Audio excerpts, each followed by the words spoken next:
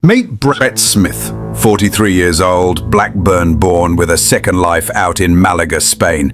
Sounds like your average bloke enjoying the sun, right? Not quite. Smith wasn't just kicking back in the Costa del Sol.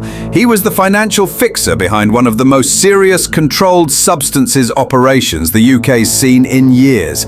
This crew weren't your local lads moving a few bags. This was an organised crime group with proper infrastructure, running a full-blown contraband lab in a mill in Darwen, Lancashire, Hollins Mill to be exact. Between January 2020 and March 2021, they pushed over 200 kilograms of amphi and 400 kilograms of canny across the country. Smith's job?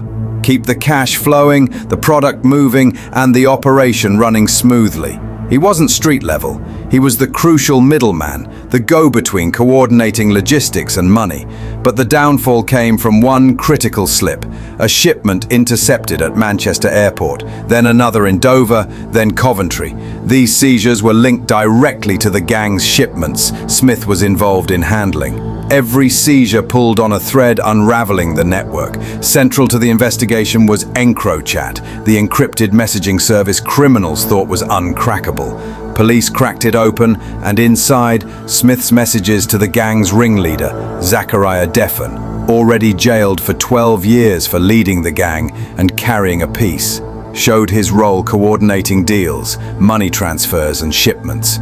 As those encrypted chats rolled in, so did the evidence. Conversations, instructions, deals. Smith's part as fixer became crystal clear.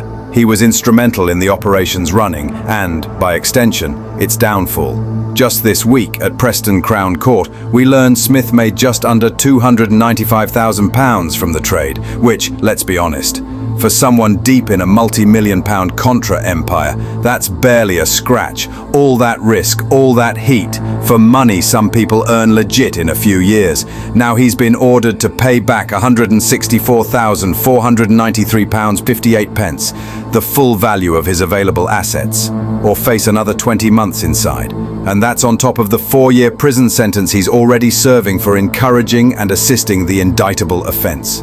So there it is, one bloke, one mistake at the airport, and a highly organised illicit substance empire brought to its knees.